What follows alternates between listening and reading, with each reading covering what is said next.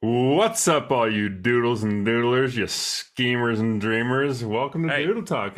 Hey, hey. yeah, No, you I don't just, do the intro. You don't do the intro. I thought, I do the intro. no, I thought maybe, You don't do the intro. okay, We're in Doodle Talk. I do the intro. gotcha. God. I thought maybe I would, okay. No, I don't. You don't do the intro.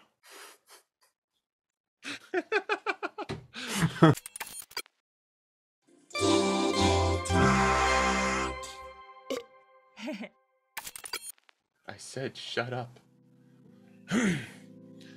What's up, all you doodles and doodlers out there, you schemers and dreamers, and welcome back to another episode of Doodle Talk. This is a very special episode because I got my guy, my bud Ryan's back on the pod. Woo! Good to be back. Hey bud, hey bud. Let's start this thing off right. Yeah, I was gonna ask, can I do a beer? I evidently can't do a cold open, so Yes, you maybe can. at least a beer. Oh, you can. Yeah, you can do a cold beer. Cold opens are not allowed. I do the intro. Okay. Copy that, brother. Cheers, buddy. 11:30 a.m. Beer never tasted so good. Hey man, 11:30 for you. It's 9:30 p.m. for me. So Saturday night, baby. Woo. I should be out.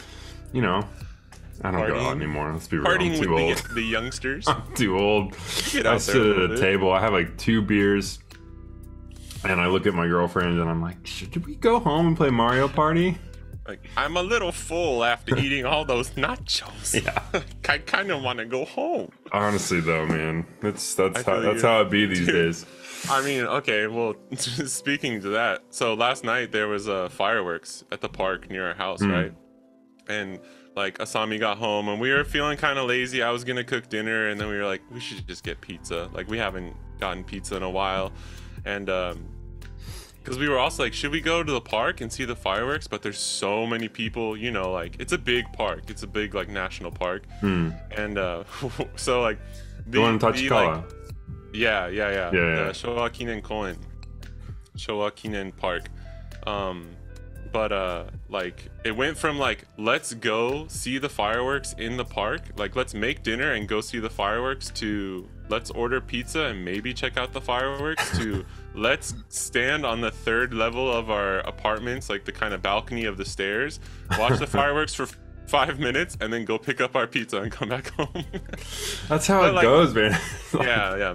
We didn't have set plans to do it, so it was like, and Asami got home a little bit late from work, so it was like, there was no pressure. But I just think it's funny when it's like that, where you're just like, nah, actually, you know No, what? Fuck dude, it. We're this just the getting comforts. The comforts. Yeah. We made the mistake. It was the 4th of July, like a couple Mm. weeks ago, 3-4 weeks ago, something like that.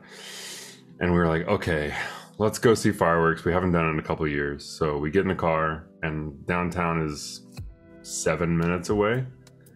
Wow, yeah. It That's takes pretty us an close. hour and a half to get there and park.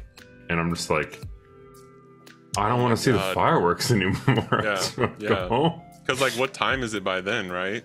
We left super 8 or early. something? Oh, okay. The intention was to go meet a buddy, grab a couple beers, and then see the fireworks. Yeah, the beers didn't happen.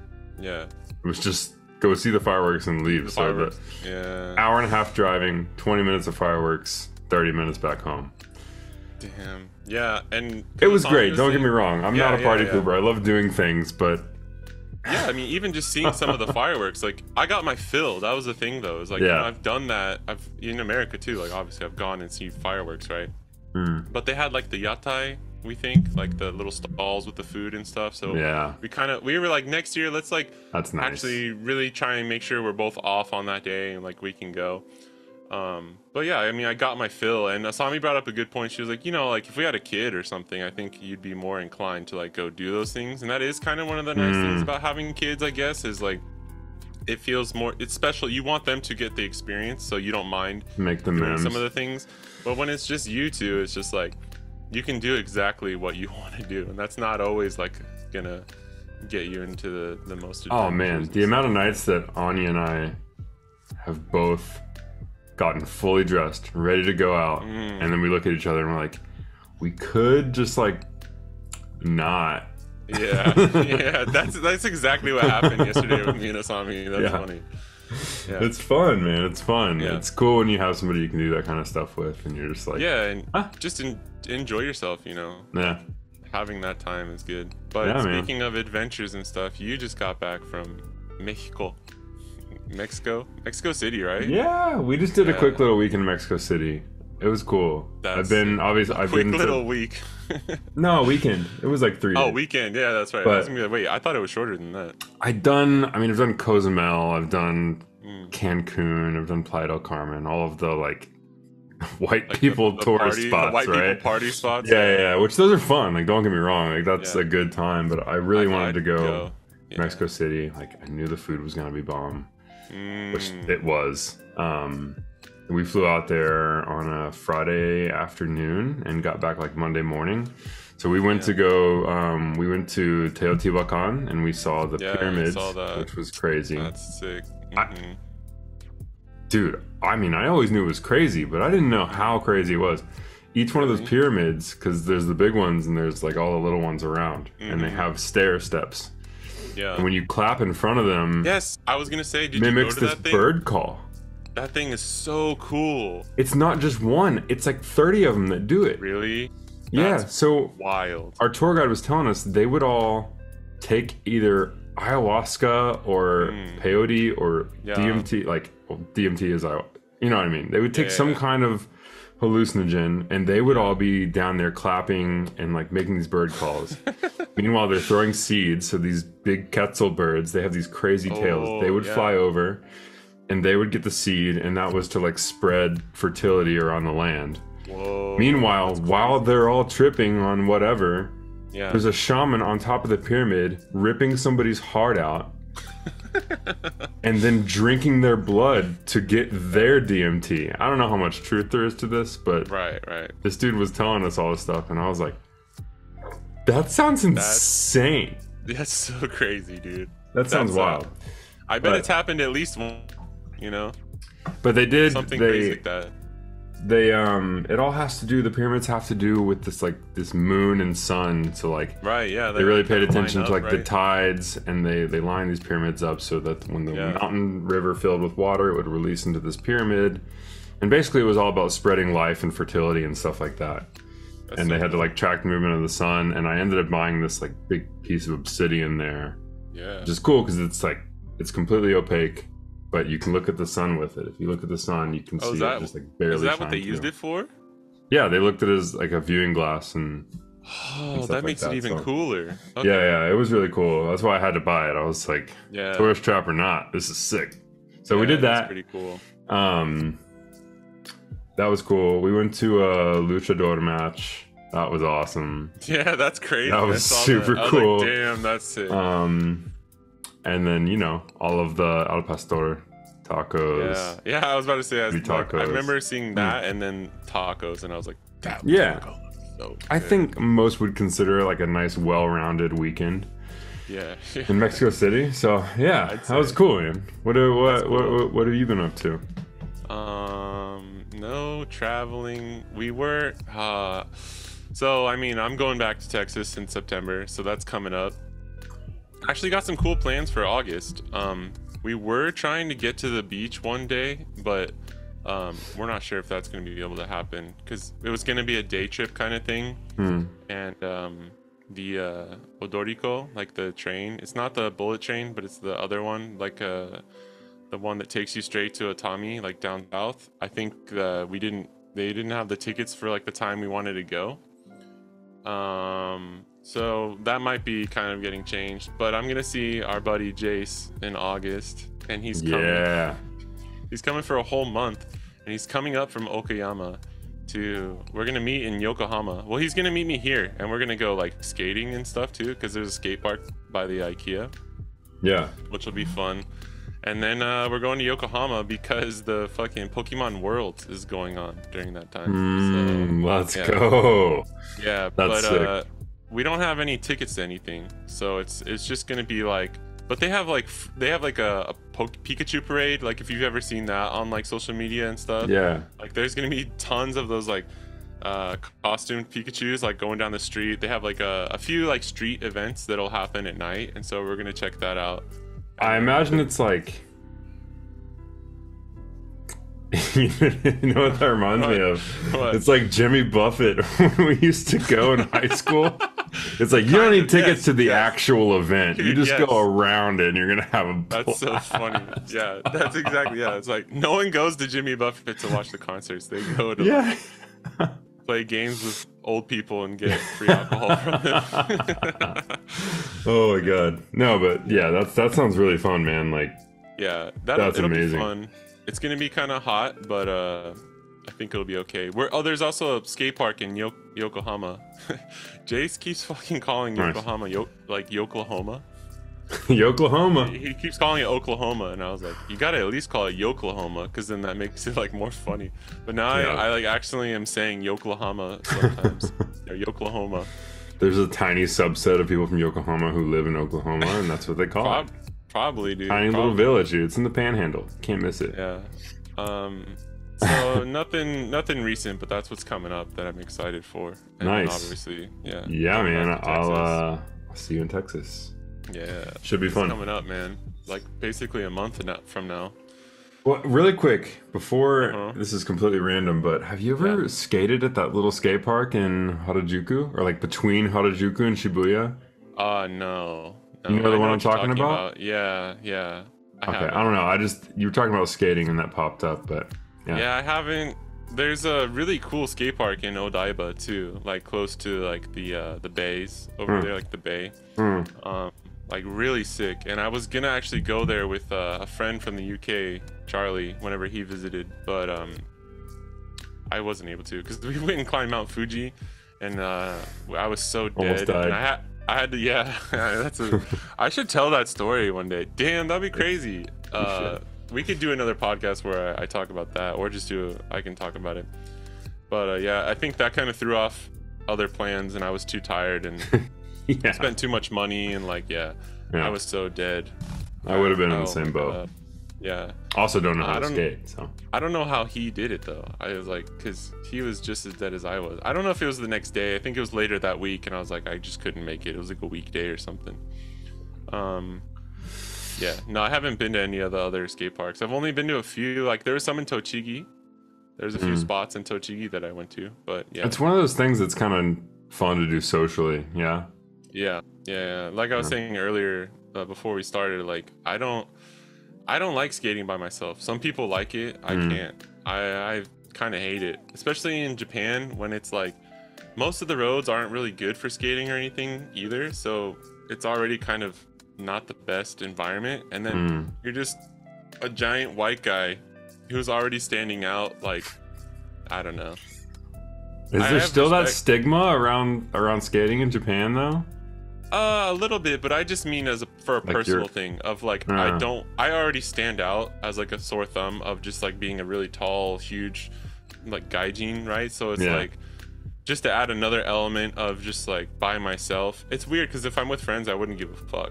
I wouldn't care, you know. I would go skate. Yeah, I probably shouldn't. But when there's you're by that yourself, stigma. Not even that has to do with skating. Just like, look at the weird gaijin doing weird gaijin things by himself.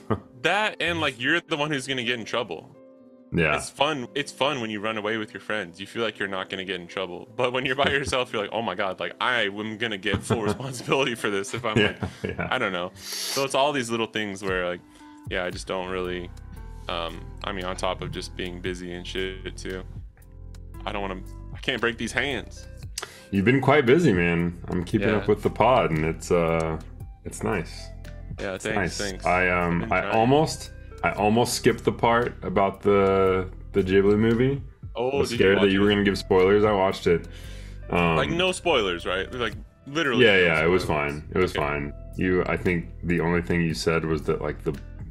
Anyways, I don't want to potentially. I think I know what you're gonna say. Yeah. Yeah, but I want to go into it relatively blind, and you didn't mess that up. But good. I'm very excited like to see fucking it. a minute of like spoiler warning. Like if you want to not know anything, like skip. You gave more spoiler warnings than you did talk about the movie. I think I was like, Sam, let's go, man. Let's go. Hey, because I know that's a touchy subject. No, that's huge. That's a good thing. I wish more people did that. But No, I'm really eager to see it. I will buy tickets as soon as it becomes available here because that I think it's coming out soon, man. part of me almost wants If to anyone just like, doesn't find it know, online and illegally download it, but I can't do that. I don't. can't do that. No, you just got to see it in Yeah. theaters too. This movie, it's gonna be called The Boy and the Heron, but it's called How Do You Live in Japanese. I don't like that they changed the name for English. How Do You I Live would don't have been either. fine. Dude, I really don't know why. I want to know if it was Studio Ghibli or if it was like the publishers in America that did it. Isn't 'Cause, like, Disney their I'm really localization? Or is that I would not assume so. anymore? I would assume so. No, I mean they should Oh. be because like the American distribution of Ghibli is through Disney now, right? Bring 'Cause they're, back like, the kind of Disney partner. bashing episode because that was great. Dude, I'm down to bash Disney and Bob Iger all day, especially with all the strikes and stuff going on. But Yeah. no, like the localization of that, it's just like I don't get it. I don't get it why cause okay, you know Belle? Do you know that movie? Yeah. It's Hosoda, like he did Summer Mhm. Wars and they changed that. So the original title is like Ryu to Sobokasu no Hime, like the dragon and the freckled princess. Which like I get it, that's kind of a long name, but then they just changed it to Belle. Yeah, but that's a nice play on the Beauty and the Beast. Right, so that's like okay, that's kind of good. But then there's another one, the new Makoto Shinkai movie, like Your Name, that guy, and it's Suzume no Tojimari, which is like this one's also kind of hard, where it's like Suzume and like the locking of the doors, and they That just came changed out it in to the Suzume. US. Yeah, recently. Yeah, Suzume It's just good. came out. I've It's heard good. of it, but yeah. It's good. It's good. If you like the Shinkai movies, then you'll probably like it. But it's I don't just know. like it just seems lazy to me when everyone keeps like they're like it's that thing of like I don't know. It's like we can handle it. We've been watching anime for like decades now at this point. Like you can give us a long title or like I don't know. When it's just like oh it's no, we're just gonna change it to the name of the character. The Boy and the Heron is 5 words. How Do You Live is 4. Right. It's that's literally a longer title. Well, I think they changed it so that it would be like more to do with like the heron and like the character focused title instead of just like the general title of How Do You Yeah. Live. But because of the way that Miyazaki like the reason he made that movie and like how he wanted to impart like this kind of like last movie and the feelings from that movie into his like onto his grandson and like the younger generation, I think it's so important to keep it as How Do You Live. I mean, honestly, again, like I want to go in knowing relatively nothing about this. Yeah. The Boy and the Heron tells me something. How Do You Live does not. Yeah. Well, and Miyazaki said it like he said he's making this movie for his grandson. Like that's been released even before, you know. Like so, like you could interpret that as whatever you want for How Do You Live, and it's like It makes me obviously want to How cry, Do You Live. man. It's so cool. Yeah, it's dude. It's I'm going to see it again on Monday. Nice. Yeah, we're going early in the morning so that I can finish my work afterwards still. But gonna go see that. Get some sushi afterwards. It's gonna be nice, man. I'm assuming we'll get the sub. Yeah. Yeah, There's no probably dub the yet. early one. There might be, honestly, but I I, don't feel want like the the first dub. one the first one that comes out in theaters will probably be the sub.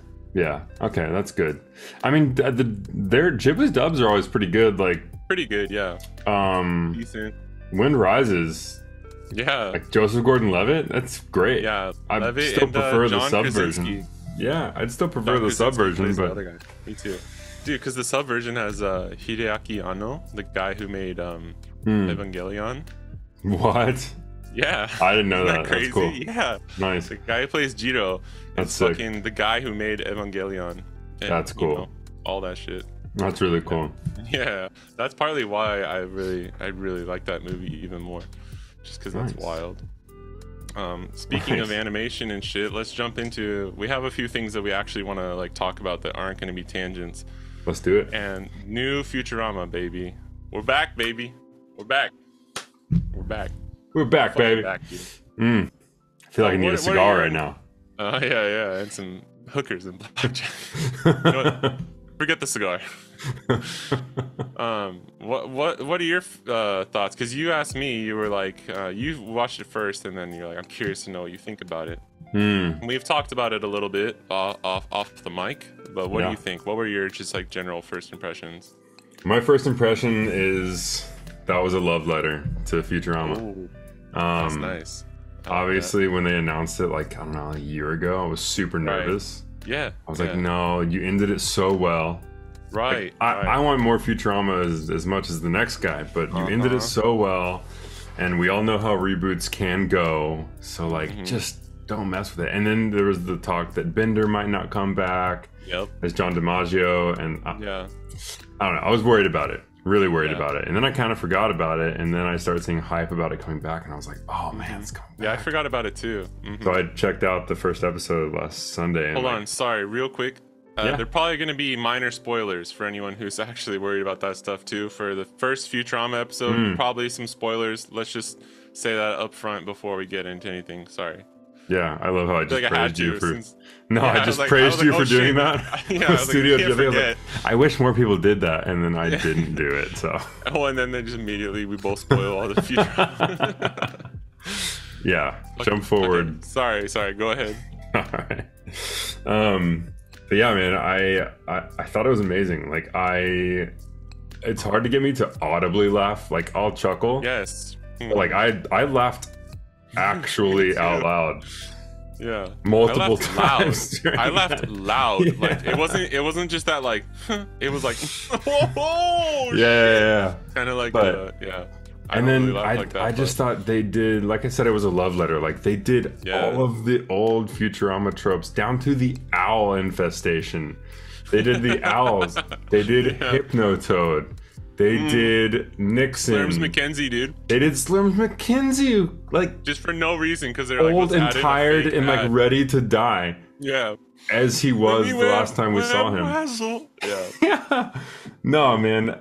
They did such a good job, I thought. And if the rest of the season is half as good as that episode was, I think we'll be in for a treat. So that's my like hot takes. Much more to talk about, but that's good. That's a good first impression.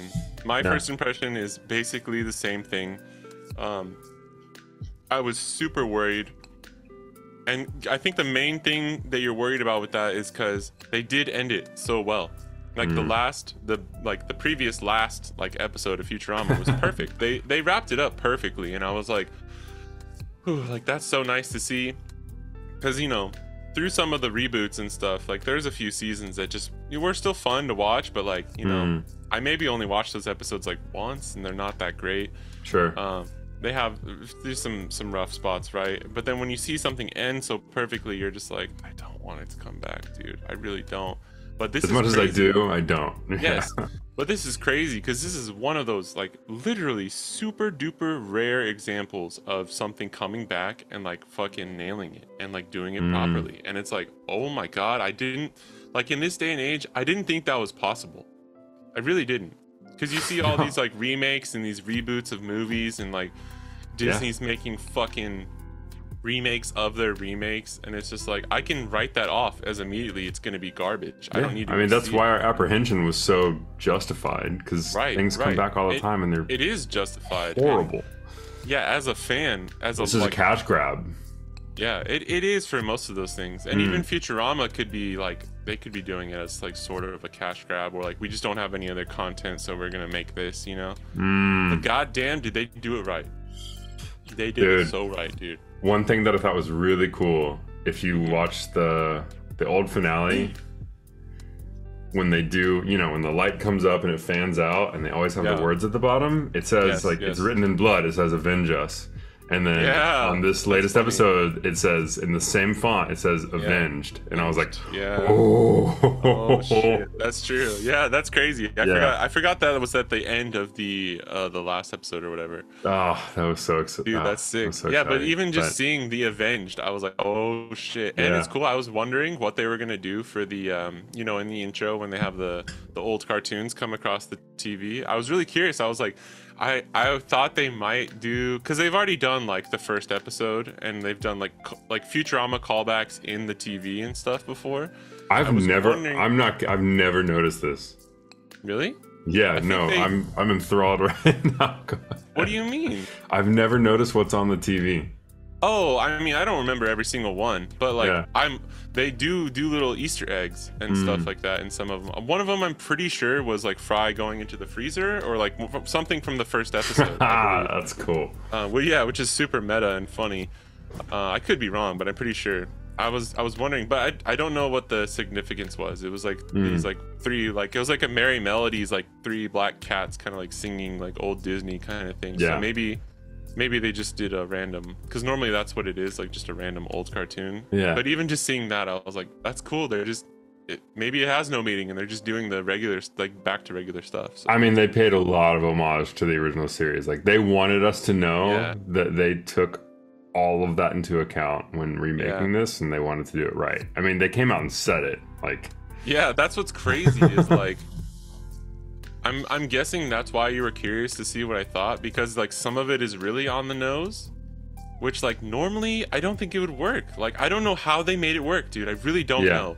Because normally if somebody was so on the nose talking about themselves, like we were saying, like the scene at the end, right, where they're kind of just like going over like you shouldn't make a reboot of a show if you don't have actual good content to make, like it's not actually going to be like up to par with what fans and the people deserve. Like they literally just said that outright.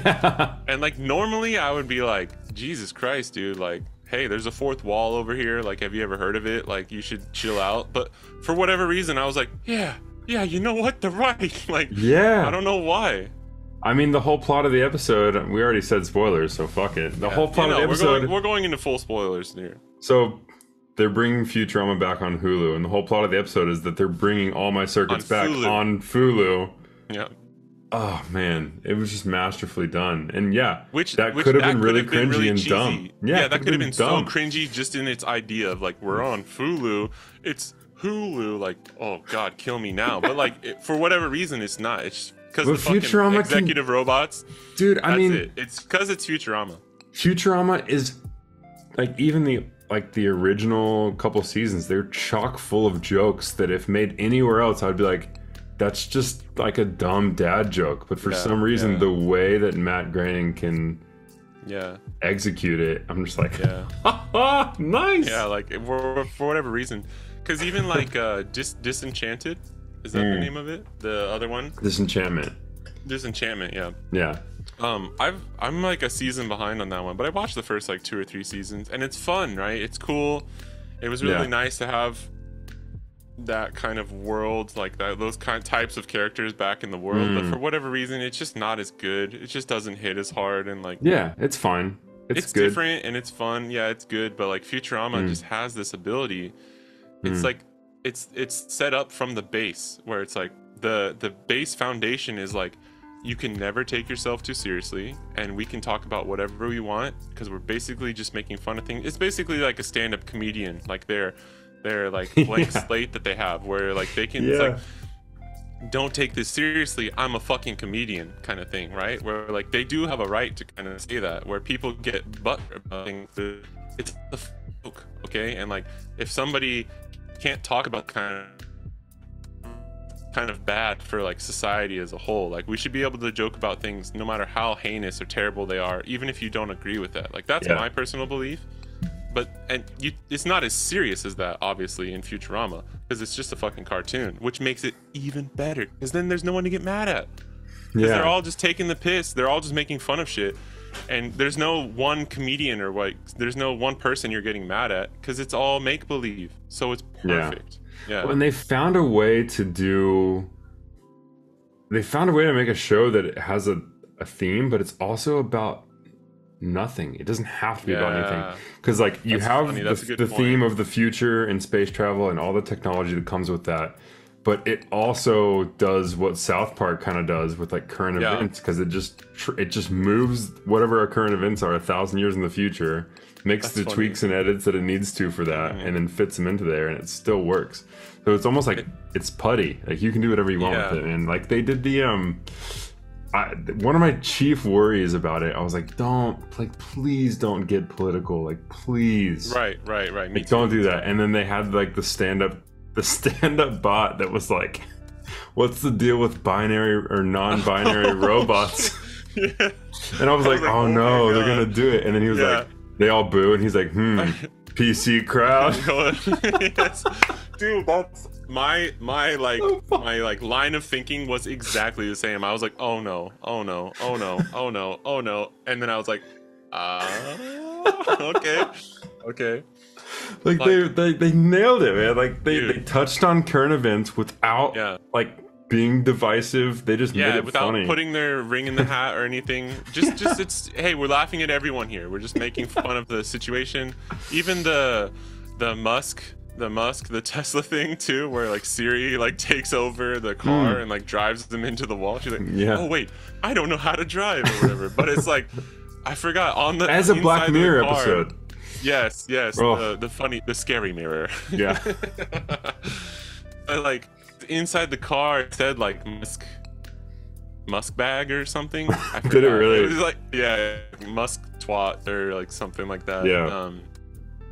Like jabbing at Elon too, but obviously I'm sure a lot of those people drive Teslas. And I'm sure they do. enjoy the cars and stuff, right? But it's like nothing is sacred, and I'm really glad that they like, because you can take nothing is sacred and you can just go ham on something and be like, look, I'm funny, I'm being edgy and over the top, but like if And you're it's gonna like, do all right, that, we get needs it. to be- yes, it needs to be tasteful. You know, Yeah. if you're gonna push those boundaries and say the things that no one should be saying, it's got to be tasteful, right? Funny is funny, unfunny is unfunny. So like, don't just do things for the sake of being edgy, right? That's Yeah. a terrible trap to fall into. Well, that's what I mean.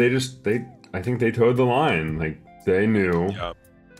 They knew that the fan, like you and I have been fans of Futurama since I don't know, man. We used to watch together in like high school. Yeah, high Yeah, school. we probably liked this since middle school, and like Yeah. the fans of Futurama, the big fans, like I think they know that we would have like burnt down Revolted. cities if they fucked it up. And we would have just shit all over it yeah, but, without like, remorse. they didn't have to have the integrity because, like I said earlier, it could have been a cash grab, Yeah. and maybe they wouldn't have lasted more than one season, but they would have made a ton Right. of money. Yeah. But I Just the think one season. that they're here and they're saying, you know what, we can give this a couple seasons, just like they Yeah. said in the credits. They were like, what does Fry say? He's like, I think Oh, a it good should show run no longer should than 100 episodes must yeah. should be canceled or must be canceled Yeah. every 3 years or so Yeah. to be able to keep its integrity. And I was like, Yeah. again, this should be cringy that it's so meta, but like, yeah, like Yeah. whatever formula you guys have done, it's working, and it Yeah. seems to still be working. So thank you. And Fry is the perfect person. I'm ready to say strap that. in for this. It's Yeah, me too. Yeah. And I love that they kept Nixon as the president. I was worried it was gonna be Trump or someone. oh Like, no, They did Nixon, and then it was just classic fucking head in a jar Nixon. So that was yeah, great. dude, the head in the jar, man. That's that. Whenever they had that idea way back in like season 1, that's genius. So good. But like I yeah. said, they're just taking today's everything and they're just shifting it forward 1,000 years. Like, okay, well, how do we keep the celebrities here too? Yeah, I did. forgot when you were talking about that. I was gonna say it's like Seinfeld and South Park had a baby with like Star Trek, right? Yeah, Because it's like Seinfeld is a show about nothing. South Yeah. Park is just hilarious and always toes the line, and like it's just a little bit of the political commentary. yeah. And then it's in the future, so it's like Star Trek, right? Well, what's cool is think about this, man. We haven't been. I mean, when did Futurama end? A decade ago? Yeah, I don't know, probably like 7, 8 years ago at least. We were I'd in have to our look that mid to like at least like 20 to early 20s. Think about how I think much it was before I came to more we Japan. know about like the world and politics at this point. It Right, almost kind of hits yeah. different now, where it's like, It I does. get what you're talking about. That's because that's funny because I saw that and I was thinking back about like you remember the vegan lion episode back in the day, like he eats tofu and he's like yeah. Yeah. To us that was just funny, but it's also kind of making a statement a little bit, right? Yeah. About, like the vegan vegetarian Yeah. meat eating debate or whatever. But I didn't really think about, obviously I understood that as a younger Yeah. person, but I didn't think about it that much. Yeah, now you do. also- So it's cool. It's also unfortunately partly because everything's more polarized in America nowadays and online anyway. So it like whether you want it to or not, you're gonna notice those things. So that kind of sucks, but just so good, dude. The new Futurama is so amazing. If you haven't watched it, go watch it. I'm glad they took care of it. They're treating it like a, I don't know. They're treating it like something that's important, which to many of us it is. Like super important. One rewatch of my favorite, Futurama like, TV shows more than any other. Yeah, more than any other show. Like, dude, yeah. Even just like when I was in Texas last time, when we were at our friend's house and we were going to sleep, you just put on a few episodes of Futurama, and one of them was like the Woolly Mammoth, like Oktoberfest one, whatever. One of the way newer seasons, but yeah, I had maybe only seen that episode like once, like I was saying before. And watching it again, I was like, this is so funny, dude. I was like, God, I miss watching Futurama. I know, man. Yeah, I used to watch it all the time. It's my go-to if I'm gonna go to sleep. I like to have the TV on when I go to sleep. Yeah. Just at 30 years old, that's probably trash, but I don't care. Crazy. I don't know how people like you do I know, man. I don't know. Dude, Josh used to fall asleep to static. Okay, he would need like static on the TV. That's serial killer behavior. Yeah. If anybody's ever seen The Ring and they're okay with that. I know. It used to creep me the fuck out when I was a kid. Seriously. But no, like I'll put it on to go to sleep. If I'm ever like stressed or anxious or depressed, like I pop that on and I'm right as rain. Comfort food. Yeah. It helps, you know. That's the beauty of that stuff. It's an anchor. Yeah. You know? I'm just like I can always go back to this and like I'm gonna chuckle and I'm gonna be nostalgic. It's great. True. So I'm glad. It seems like they're taking care of it. I'm glad, and I'm glad that there are some commercial artists out there who still have integrity, because a lot of the shit being shoveled out today sucks. Yeah. A lot of good writers and stuff. I think the writers really make that show, because the animation isn't like that crazy, right? It's not like too like work intensive, right? It's just like a kind of classic cartoon style. Yeah, it's more than I could do. You could probably do it, but no, I don't know. I it's cool too, because I follow some people who like have worked on like Rick and Morty and some of the Adult Swim and kind of like Cartoon Network shows, and like I can see sometimes I'm like, oh, I bet this person actually probably worked on like the backgrounds in Futurama, or like they were maybe one of the key animators or something. So it is cool also having that side of things now too. Yeah. And watching that episode, I was like, it makes me want to draw some Futurama stuff, even though I've never really drawn that before. Hey man, give Bender a Pokemon. Yeah. Actually, I've thought about that before. Is there a Pokemon that steals shit? Yeah. Oh, that steals shit? There you go, man. Is there a Pokemon that smokes cigars and steals shit? Because that's weird. There's, I mean, like a shadow Magneton. Yeah. Well, like there's, because it's funny you say that, because there's like, like smoking, like coughing Pokemon or something, or like there are like kind of like thief, kind of like bandit Pokemons too. So well, I don't want you to give it away. Don't say what you're gonna do, but I think in honor of Futurama coming back, you have to. Yeah, that's actually a really good idea, because I think I was thinking of Bender. We might have even talked about this before, where like when I was first starting these, like Bender was one of the options. Yeah, we'll continue that conversation off mic. I want to actually, that would be cool. Oh, one more thing that they, like I said, Love Letter, they did everything. We got a good news, everybody. I was so psyched when that, I was like, dude, that reminds me too. One of my, okay, hold on. What was your favorite? I have like two moments that were my favorite. First of all, yes, so good for the good news, everyone. And he turns around. But my two favorite parts of that episode was, probably second favorite is, let's take a look at the atomic calendar.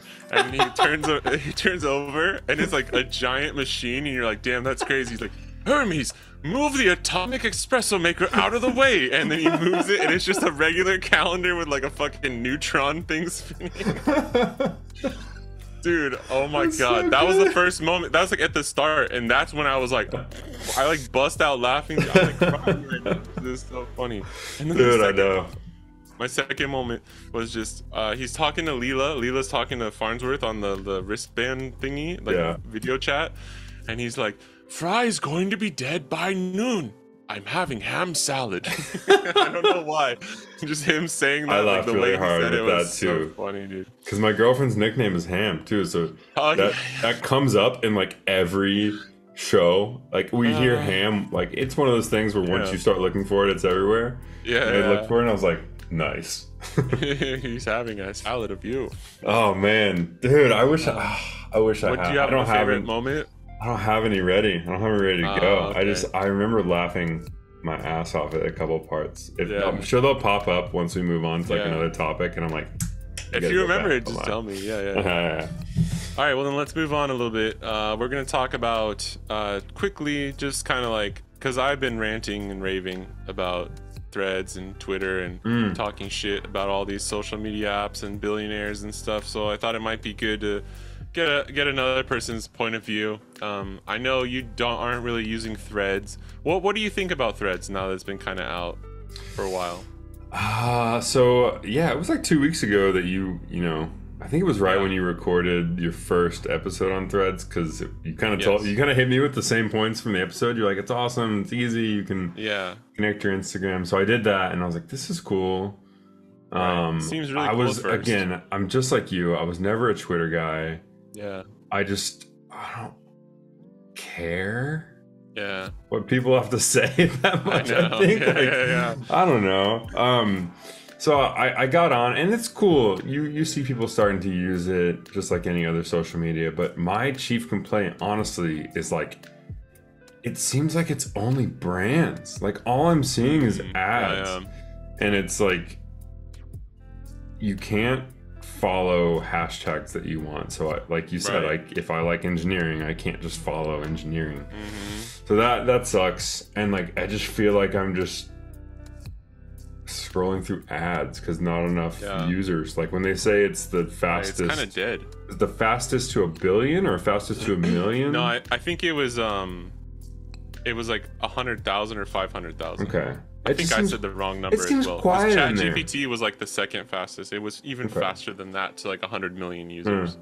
It just seems quiet in there. I would like to see more, but I think like Instagram, I post a lot of stories, just what I'm doing on the day to day, but I don't post a lot of actual posts. Right. I don't post a lot of like. Me too, actually. I don't feel like people care what I have to say. I don't know. I never think I have anything that I feel like is worth sharing. So I don't know. Right. I would like to continue to use it and see where it goes, and just kind of. But even on Instagram, the social media I use most, arguably, other than maybe Reddit, I'm more of a consumer. I just kind of see what people have to say, and I scroll through stuff. People make really good content, and I don't as much. I think that's kind of the thing too, is like Instagram's really easy if you just like you like there's more stuff to watch and see and look at on Instagram. So it's really easy to just like chill and scroll through Instagram and stuff like that. And then Threads, and I don't have TikTok, so I'll scroll through Reels and stuff. I don't really use TikTok anymore. I mean, honestly, like I was very optimistic about Threads, like because it was a nice, like easy setup. It was like really kind of cool, and it was very interesting and like promising when it first came out. But yeah, like random, like I don't get as many like companies and like random ads anymore, but I was getting a lot of just like random celebrities that I don't give a shit about. It's like, why the fuck would I want to follow this person? I don't care what they're saying at all. I actually just started muting all of that stuff and like trying to fix my own algorithm like manually. And I guess it's kind of working. It's a lot more. It is nice for like artists, because I am finding new artists that I didn't know about on like Instagram or YouTube or anything. So I am getting some of that. But yeah, it's super weird. It's super dead, and it just feels like it's not ready. And I think Zuck, good old Zuck, I think he confirmed that they pushed it out early, because people were speculating, like, because Twitter was doing this crazy thing where they were like rate capping everyone. Like you could only look at a certain amount of feeds, and if you wanted to look at more, you had to buy the verified one. Or you couldn't send, like, dude, they were capping people on like what you can view and post on the app. That's a even bad like DMs move. and shit, I believe. Yeah, that's what I'm saying. So Zuck saw that and he's like, oh, that's dumb. Threads is going out right now. So I guess it wasn't ready, which is kind of dumb for Zuck too, but it's like, I don't know. They're already doing an update where they're putting in a lot of the things that people were asking for. That's good. but not enough. Not everything's going to be fixed. I think Threads is going to be like, it's going to be kind of just not that great for a while, and then it has one more chance to kind of like become fun to use. Yeah. And if they don't nail it, I think it's probably just going to die, honestly. Well, I mean, I think that releasing it was kind of preemptive. I think they're looking at what Elon Musk is doing with Twitter, and they're yeah, I think they're looking what I almost said what X is doing with Twitter. Hey man, if he could, he probably might as would. well just change his name to fucking X at this point. Yeah, I want to preface this with like, I'm not an Elon Musk hater. I'm not an Elon Musk stan. I'm not a billionaire hater. I don't subscribe to this theory that they're all bad people. I just look at the man. I'm like, hey, he's done some cool stuff. He's done some dumb stuff. But what he's doing with Twitter, like, it looks pretty fucking dumb to me. Yeah. But I just, maybe he's a genius and he knows way more than me. Maybe he's not. I have no idea. Yeah, but that's what some people are saying. But when it comes down to crazy troll, if it's true, is I think Mark Zuckerberg is taking a gamble and saying, hey, it looks like this guy might run this company into the ground, and people really like Twitter. Like Twitter users, Twitter people love it, dude. Like my girlfriend's a big Twitter girl, and like I think it's like a cult, man. I don't know. Like, I'm like, it's not that. I mean, all social media kind of are. But yeah, right. Twitter especially. Twitter especially though. I think he's like a vulture, you know? He's like, Zuck is flying above. He's like waiting for the carcass to drop, and he's like, and we're in. I think he knows that Threads will never be the Twitter killer. I think he knows that Twitter's gonna kill itself, and then Threads will be what's there when it's left over. And like from a convenience standpoint, and from a it's already there standpoint, people are gonna jump over in droves when that happens. When and if that happens, maybe Elon Musk pulls off a miracle. I have no idea, but I know that a one-letter company is pretty dumb. In fact, I was looking up the x.com domain the other day just to, I was curious. How much does this cost? Yeah. And I saw that you can't have a one-letter.com. You have to have at least 3 letters. That's what it said on Google Domains. I was like, I didn't know that either. Whoa. Is that for all domains or just like a Google? It's for just .com. If you go to x.com, it redirects to Twitter, so I guess they do own it. But Google, maybe it's just Google, they were like, we will not sell you a domain with less than 3 characters before the .com. And that was only for .com. You could have x.net, x.org, all this stuff. Okay. But x.com does redirect to Twitter, so I don't know. But yeah, that's really interesting. Yeah, I think it's a maybe terrible if you're the richest man idea on earth, then you can just skirt the rules. I don't know. Yeah, I mean, I wouldn't be surprised, honestly.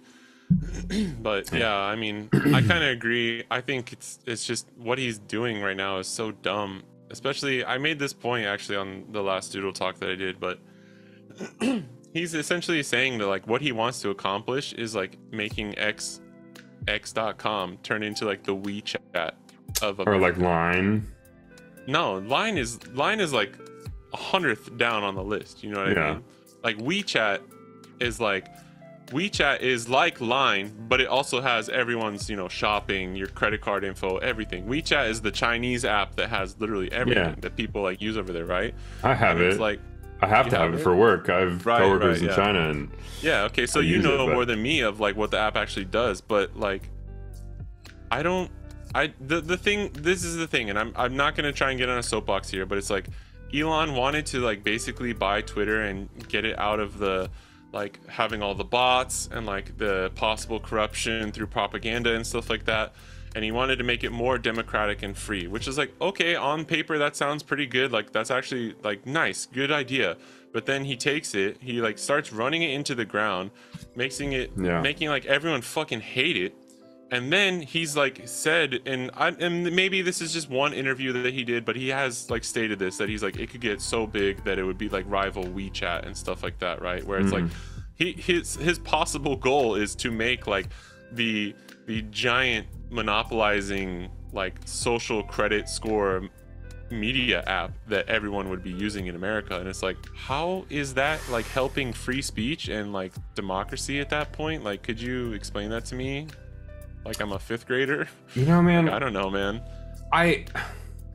So I work at a startup, right? And like I see this kind of stuff between like my team, which is the product and engineering team, and the founders all the time. Because the founders have these like big pie in the sky ideas. Yeah. And I'm like, that's cool. That's awesome. Let's talk about how we can make that. Let's put that on a roadmap. Let's make sure we can test it and make sure that it makes sense.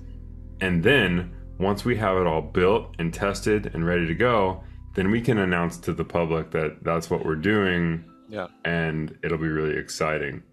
And I see the same thing in Elon Musk, because it's like, yeah, you may have these ideas and they may be awesome. They may be cool ideas. But prove it out first. Make sure you can build it. Do your market research. Make sure you could have the adoption rates that you want to have. Like again, I've been at the startup for 4 years now, and I see it time and time again where the founders who have, like, I respect the hell out of them. They have awesome minds and awesome ideas, but they just want to move too fast without thinking of what it's actually going to take to do this. And then it comes to me, they're like, well, now you have to do it because we already told the public we're doing it. It's like, okay. Yeah. Guess I just won't sleep for the next 6 weeks. It's fine. Damn. Yeah. I think that's a perfect like summation. And we can get off this topic, but like that is a really good way to kind of put it. And yeah, I think he just kind of gets too in over his head, and like there's also like a legit like trolling aspect of like that kind of like, it's like Elon is like thinks he's part of like troll meme culture to like an extent, which is like maybe you were at one point, but it's like, dude, you're the boss now. Like you're the boss that everyone hates. You can't be a meme and a boss at the same time. You can't be a troll and a boss at the same time. Yeah. Because like there are responsibilities. Like it's like the saying where it's like nobody loves the I don't know what it like. Nobody loves the like. It sucks having to be mom who tells your kids to do your homework, but like somebody's got to do it, right? Because if nobody keeps you in check, then you really do just fall apart. Like the company does just fall apart. Dude, I never understood. I'm your parent, not your friend. Yeah. And now that I'm 30 years old, I do get to be friends with my parents. But like, when I was younger, I'm glad that they were hard asses, and I'm glad that they disciplined me with it. Exactly. That's what I'm kind of trying to say. Like, I don't know. It's just he's biting off more than he can chew, and it's like I don't know, dude. I like it's just there's things like he's being sued by the fucking like companies that because he's not paying rent on like buildings and like stuff for like Twitter's buildings that they've owned, and like just little things like that where it's like, man, are you 6 years old or are you like a really intelligent like CEO person? I don't know. Yeah, I think if you're gonna be a leader, you have to do just that. You have to be a leader. You have people that are looking up to you. You have people that are looking to you for advice, for direction, for like that's the thing with like the founders of my company. Like we can disagree, we can joke, we can laugh, but if I come to them and I'm like, hey, I'm lost on this, or I need direction on like even whether it be career advice or like day-to-day work advice or even life advice, like these, I'm really close with them.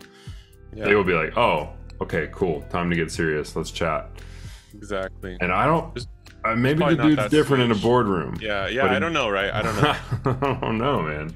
I think he's also just surrounded by yes men who are never going to challenge anything he says, and like that's probably really unfortunate, because that's one of the last things that you ever need as like someone who's so secluded and so wealthy and powerful, you know. I feel like that's what happened with Kanye West. It's like the same thing.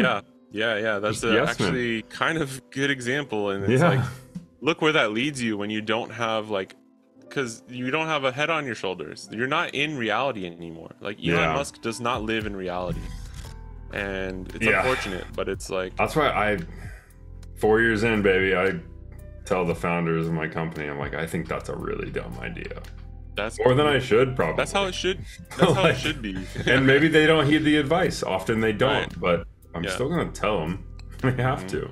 Yeah, that's why I can't. Like, that's why I can't really have a boss, you know?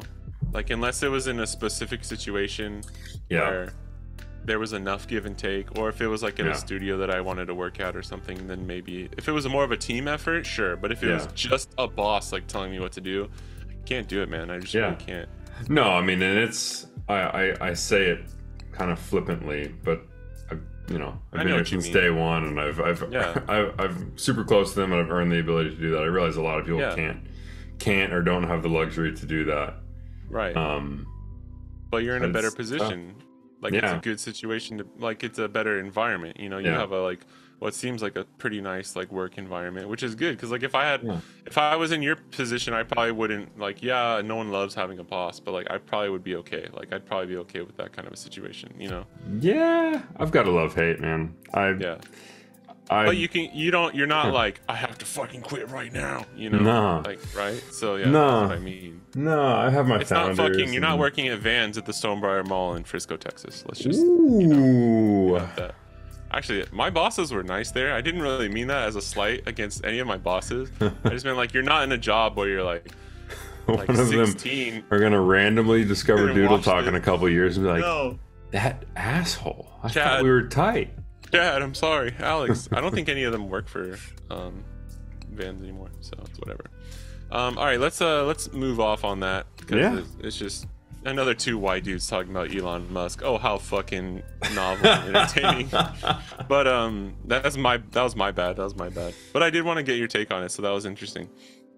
Kind of going off of that, kind of the social media thing, right? One of the things we wanted to talk about today was like hustle culture, Yeah. like, dude bros, and like I think we should preface this by saying like we want to like analyze what's wrong with it. We don't want to just sit here and shit on them, right? Like do whatever you want to do. Like, you know, obviously we're both sitting here doing a podcast. Like we obviously think our words have some kind of meaning so that somebody would want to listen to it. Like there's Yeah. well, we're self-aware enough to realize like what we're saying could be just like sound like we're just hating, we're just shitting on people. But it's kind of like you had a good point where you're like, I think it's important to kind of like call out some of this stuff because if you don't, Yeah. like what were you saying? Could you like basically reiterate that? I mean, look, like, I'll preface this with saying that I like busting my ass. I like working really hard. I am no stranger to like a 60, 80-hour work week. I'm a capitalist. I like capitalism. Right. I don't hate all the pieces of hustle culture. Right. I do believe that busting your ass can lead to good things, and I do believe that work is good. Now, Work is good. yeah, I mean, I want to say that No, at I the very agree, I top of agree. this, because what I was saying to you earlier is that so many these hustle like influencers, they'll have this, you know, they'll want to sell you their packaged little, this is the way that you become a successful entrepreneur. You got to do this, and you got to do this, and you got to do this. And if you disagree with them, if you talk shit on them, if you critique them in any way, then all of a sudden you're like a lazy, like, I don't even know. You're just lazy. You No don't want to good, work. And I'm like, yeah, no. yeah. Like, I'm helping build a startup right now that I don't own, and I am super happy doing it. Like, I'm happy hustling, but yeah, there's just so much toxicity to the culture, and it's funny. I was thinking about this the other day, and when I see the word entrepreneur in somebody's like Instagram bio, that tells me that you're not successful. Ooh. Because if Hot you take, were a hot take, successful, but I agree. if you were a successful entrepreneur, it would say founder of business, or CEO of business. If it just says Bro, entrepreneur, so true. that's because you like the thought of being an entrepreneur, and that's cool. You should continue chasing that. Like, I'm not talking shit on your goals and aspirations, Of course, but like, of course. you haven't been successful yet. So I'm not super successful yet. I'm happy to talk about how awesome failure is and how good it is to fail again and again and again and again until you succeed, because you learn from each one of those failures. But I'm sure as fuck not going to put entrepreneur in my bio because I haven't done anything yet. Yeah, it's kind of like when you're cheesing your resume, or you put like professional XYZ because you've been paid once, right? Yeah. Like, even for my translating work, I don't write like professional translator, blah blah. I just put like translator, typesetter, freelance editor, blah blah blah. Kind of the in fact my that it's on your resume implies professionalism. Right. Yeah. I mean, once you have like, because there's one thing where it's like, maybe, yeah, fake it till you make it kind of thing, where like sometimes that might I'm a help fan you. of that too. Yeah, not the entrepreneur thing though. Like, I don't think that's, I don't think, like you said, like people who actually do know what's going on are gonna realize that that means you're either like haven't successfully done anything, or you've just kind of like done all the wrong things, and you're just putting that because you've tried a few times at something. Yeah, so that one's kind of, that's funny. It always reminds me of, this is gonna derail a tiny bit, but It's okay. it always reminds me, there's an episode of Game of Thrones where Joffrey's like, I am the king, and Tywin's like, any man who says, who has to say he's the king is no king. And I was like, damn, God, I like damn. Yeah, that's nice. There's a few iterations of that too. I've heard from like it's like anyone who has to say they are a leader or a blank is obviously not a real blank, you know? Yeah. Sorry to all the blanks out there. Yeah. No, so that's I like that. annoying. I like Gary Vaynerchuk. I've read multiple of his books. I also think he's super cringy, and I think some of the shit he says is dumb. You don't have to be an absolutist on this kind of stuff. True, yeah. I think on Gary V too, it's like he's kind of become like it's like an infinite feedback loop kind of thing, where like it's like what you're saying, it's like all these influencers and stuff, they sell you their course on how to be successful, but it's all just like a contained pyramid scheme. But they're successful because they sell the course. Exactly. Like the money that they're making is because they sell the course. Yeah. And that's where the money comes from. Yeah, so you fool like what 10 or 50 people to get it like on your resume and show that you've done this. Yeah. And then people just assume they're like, oh, it's because of this course, and then they buy it, and it's like it's a feedback loop. And the course tells you how to make a course. Yeah, exactly. And it's like it's how to scam people into buying your own making a course. About making courses. It's a Futurama bit, really. But like seriously, but like Gary Vee is kind of in that position too, because it's like I know, and sorry because I don't really know too much about him, but it's like, right, he started with like wine, and he like hustled really hard, and he like with his dad or something, right? And like that was like the legit, no, but like that's the legit like foundations of everything, right? And he worked really hard, and he like actually succeeded, and he did something that seemed kind of impossible, and he gained a lot of like respect and success from it. But now it's like, because what does he do? What is his title even? Is he a consultant? Because that's what he owns VaynerMedia, and what VaynerMedia, I think it's like a marketing / ad agency. Right.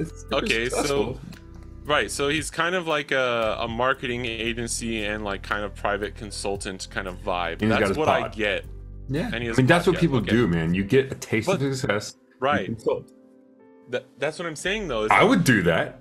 No. I'm not saying it's bad. I'm just saying like it's the eventual kind of like thing where like you build yourself up to this point where it's like like famous podcasts and stuff. Like if you like, you could be putting out worse material than somebody, but because you're popular, like people want to watch it or whatever. Like you're gonna, I don't know. It's kind of a bad example, but like Gary Vee, right? Like he's built himself up to this point, so now he's just credible to the point of like, I will give you a personal consultation, or just listen to my videos will go viral no matter what I'm saying. I could say like, take your frozen pizzas and hold on to them. They're gonna be really valuable in the future, and if you don't understand what I'm saying, you know, like that kind of weird shit where it's like people would be like, okay, I gotta go get Red Barons, like where are my frozen pizzas? But and like to a degree, right, he's earned it probably, right? But it's like at a certain point you start to lose yourself, and it's like you're not actually making anything anymore. You're not actually like contributing anything anymore. I found the guy, it was probably like 10 years ago. I was in early college or like late high school. And the thing that got me was like, I always knew I wanted to probably own my own business at some point. Be an entrepreneur. So, if you will. Would like to. But I'm never going to be a polished suit and tie businessman. I'm never going to go give a like quarterly earnings report and be polished. I'm not a super professional person. I'm going to drink and cuss and be crass probably my whole life. At my meetings, I'm going to be drinking. Yeah. You get a whiskey or you get the fuck out.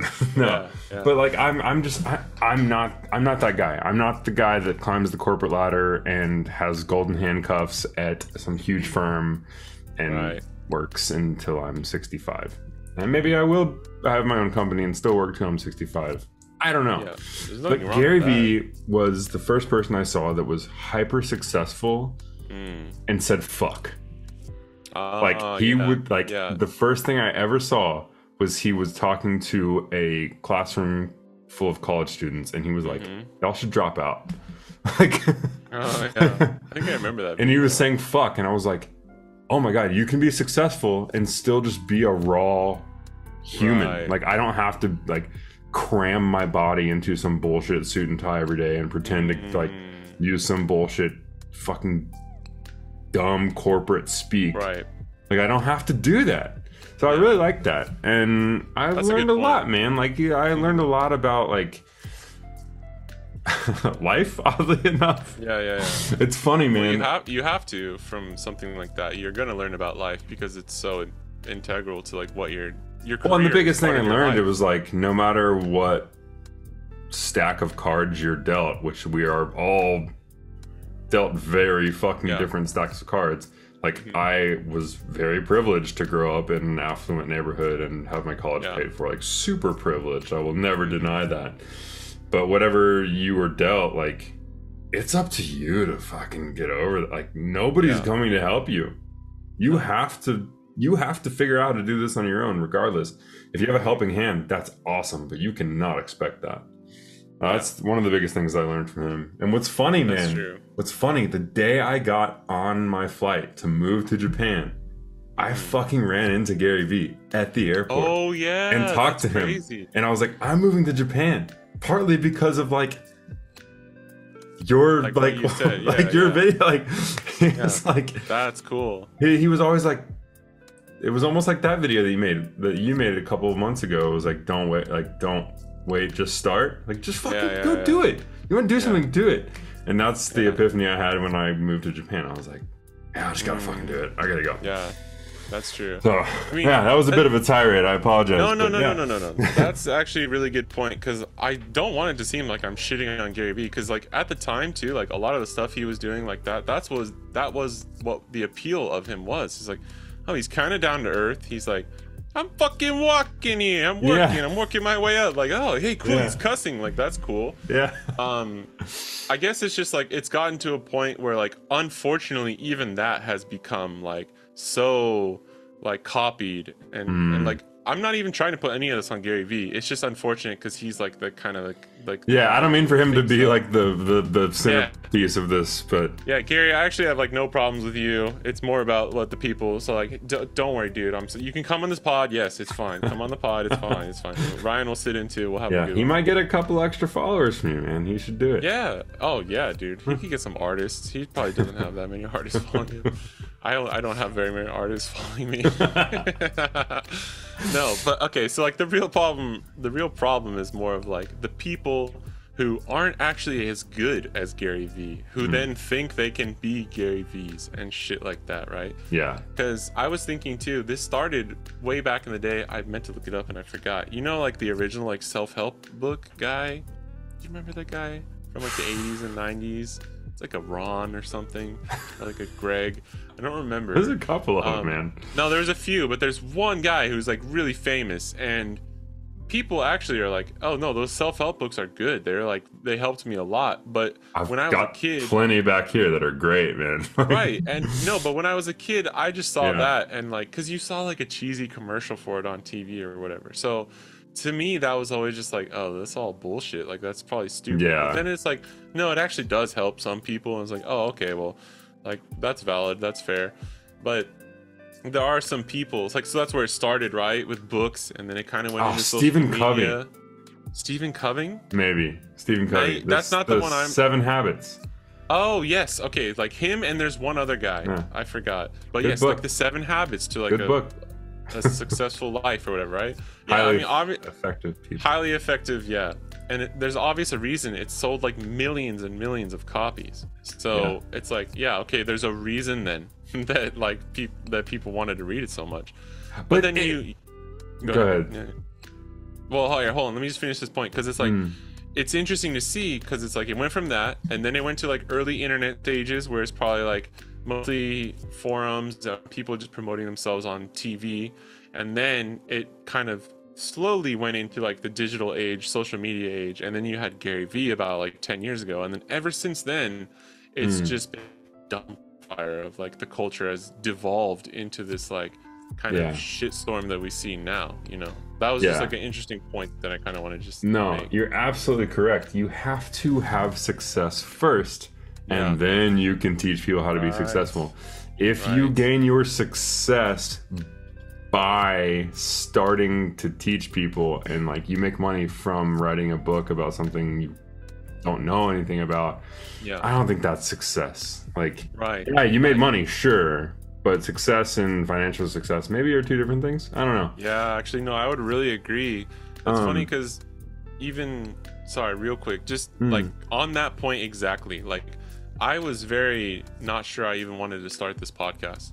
And part of it was because part of the reason I started it when I did is because I finally felt like I had enough like life experience. And I openly admit, I'm not a professional artist. I have not worked at professional studios, so like I'm not here to give you the gospel on like how to make art or how to do things. This is more of just like me talking about my experiences, and the fact that I do have now experience of like 3 to 4 years working as a freelancer, having done like commissions and some stuff in the art world, mostly with the translating and stuff. So like I'm very like open about like what my lane is, you know, because I think if I was claiming to be like the greatest artist in the world, or like this is how you should do, this is how you get work as an artist, is like I don't actually know, because I still haven't done some of these things, right? I think it's important to keep yourself in check with that kind of stuff. Sorry, well, I think that's good though. Like there's this idea that actually I have read in quite a few self-help books, and it's like, never arrive, right? Like there's no end point. You can always get better. You can always get better. And if that's the case, then you'll never be the end-all be-all expert. So yeah, you don't have to wait until you're the best of the best or like highly known to start teaching people about your learning. It's like, look, like I am by no means the best automation expert in the world, but I can teach people how to automate pieces of their business and like make it a lot easier. What I'm saying is like there's these assholes who are just like, they might as well just like roll a roulette wheel and like, golf. I'm going to write a book about how to be the best at golf. I've never played, but I'm going to write the book. And then if they make $1 million off of selling that book, fuck them. Like, well, you know what I mean? Like, and then they can sell a course on how to write books about golf. Like, exactly. Seriously, That's kind of crazy. I think it's super important to at least have like a basic understanding of what you're talking about. But like you have to do it a little bit, right? Even the self-help book, man, honestly, I've probably read like 15 or 20. Nothing crazy. That's a lot. That's a lot, though. Man, if you really boil them all down, I think there's like, this is completely on the fly, 3 or 4 main lessons. Like, take responsibility for all of your successes and failures, no matter what. That's on you. Communicate extremely effectively, and don't ever let things fall through the cracks. Fuck, there's probably a couple more, but like if you read never arrive. Yeah, like that never arrive. Like always be willing to be better. Be super open to feedback, and don't take offense when you are given critiques by even people who aren't as successful as you. I mean, honestly, you could probably name 10 things like that, and like go pick up any self-help book off the shelf, and you're probably gonna see an amalgamation of those some things. Or all of them. No, I think that's probably really true. So it's definitely saturated, and again, like all the books I've read, I think have helped me. It definitely does help you like think a different way. Well, it's good to get a reminder too, right? I'm not shitting on these books at all, but like at the end of the day, like there's a couple things that are kind of no-brainers on like how to be better. But then you have the golden rule. Like Joe Blow is like, Well, my Instagram says entrepreneur. It also says that I've traded exactly zero point 0.2 bitcoins. 0.2 ETH, baby. I own an NFT, not of like the monkeys, but like a subset of those monkeys. It was a guy who bought a Bored Ape NFT. This is the NFT he actually made, so it's got some value to it. But dude, it's just so many of those, and it's funny. Like if I do follow maybe you try it, dude. Go follow Gary Vee on like your Instagram and watch how many people immediately follow you, and that their bios are that exact kind of shit. It's like, oh, that they're Gary trying to do the exact like you go follow Gary Vee and like you'll get like 10 random followers right after that of random people who are like entrepreneur, Bitcoin extraordinaire, NFT guy, like, bro. Yeah. And then but these people, like, they've achieved no real success in their life, and they're somehow trying to become an influencer about success. Yeah. Like, what the fuck are you talking about?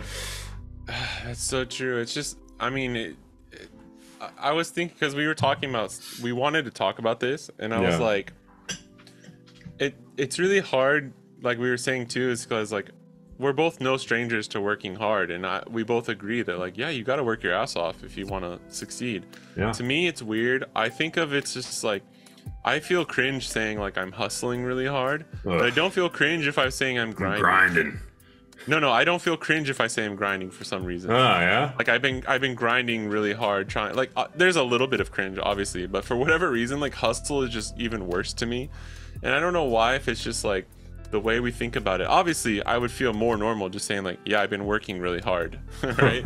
Yeah. But like, I couldn't even like manage to type the word hustle into a text to somebody who's like, what you been up to lately, or something like hustling. I've been hustling 100 or whatever, right? Oh, and it's like, it's part of the lexicon. I still get it from grind a little bit, but fair enough. No, dude, no, fair enough for that too. Like, yeah, I'm just saying, for me, for whatever reason, like grind is a little bit less cringe.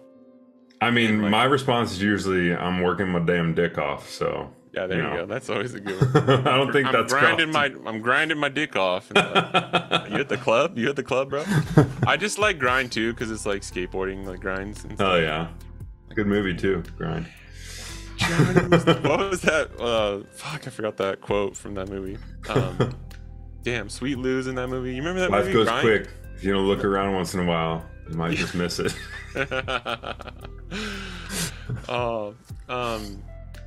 Yeah, sorry, I forgot what I was talking about. Like, yeah, okay, grind. But like, what do we do then, right? This is the question. Like, what do you do?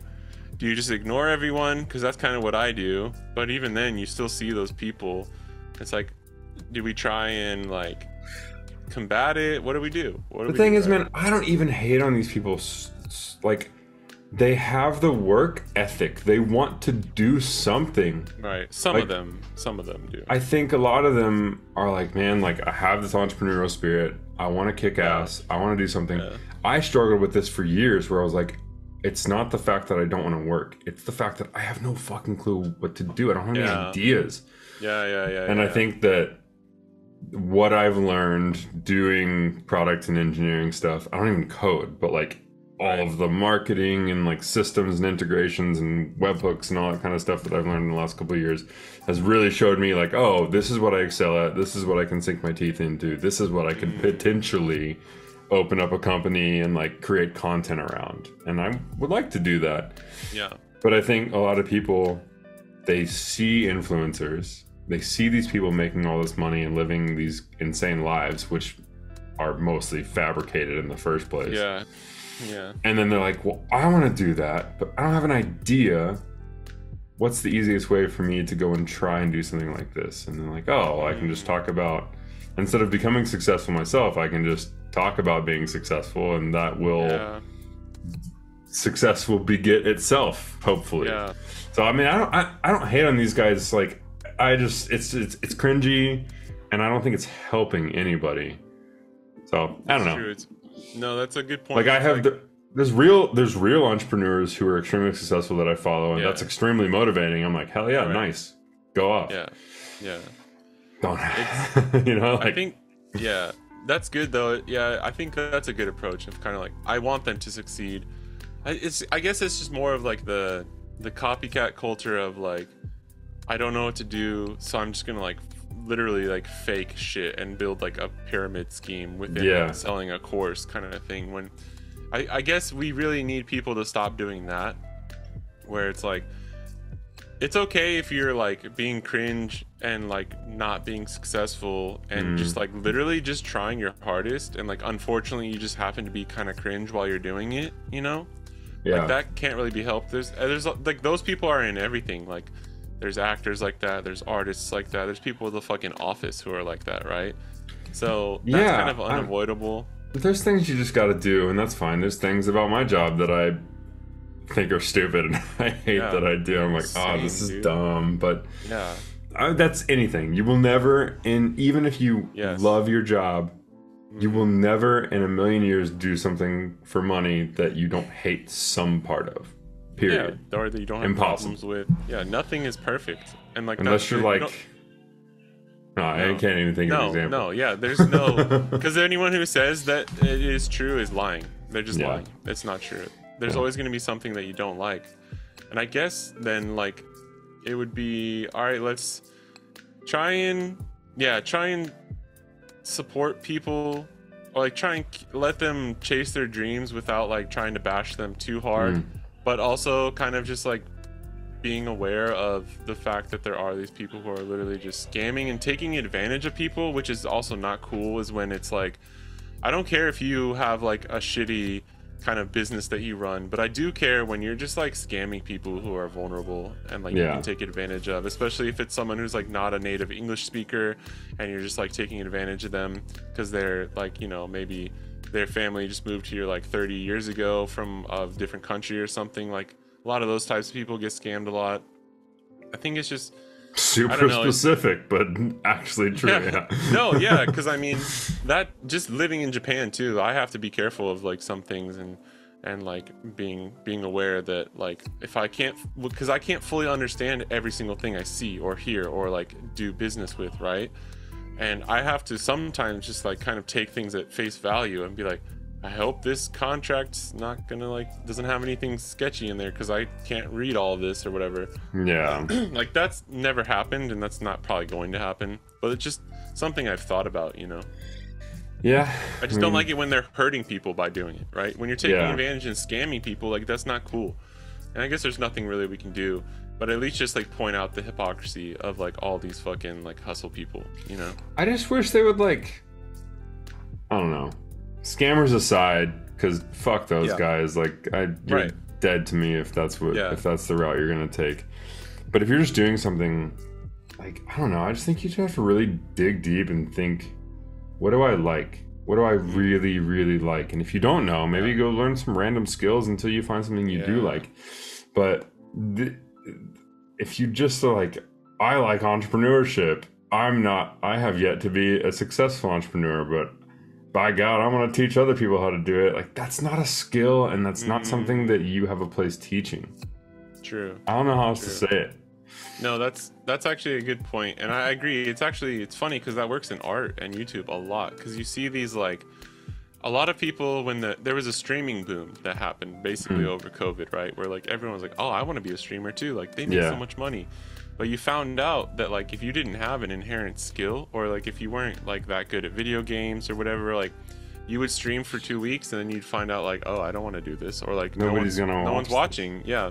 Yeah. And a lot of people have talked about it where they're like like helping streamers, like people who want to become big streamers. And that was one of the things. That was one of the things that they would say is like, look, man, you have to like inherently have some kind of value that you're bringing to the stream or whatever you're working on, where like you don't have to be Picasso, but you do have to have some kind of like interesting aspect to your life, or you have to like start working and like getting better at something so that can Yeah. be your main thing.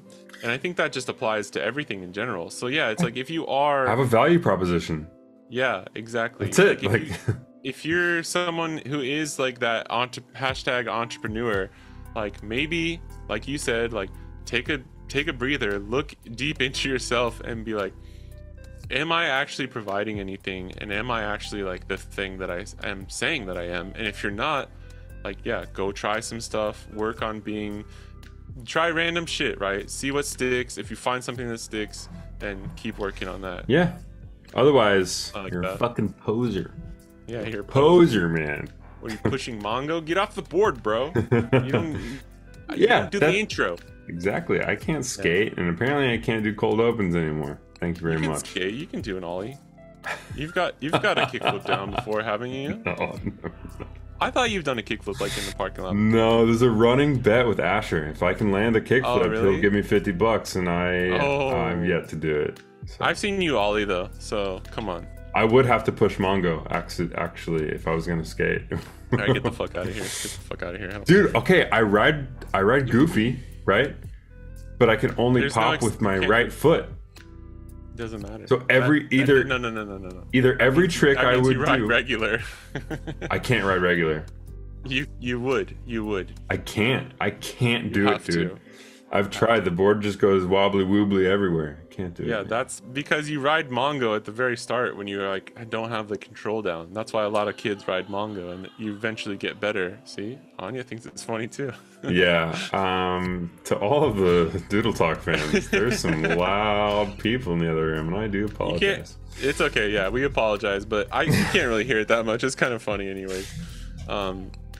Yeah, whatever. Yeah, if you actually kept skating, you'd be able to stop pushing Mongo. Trust me.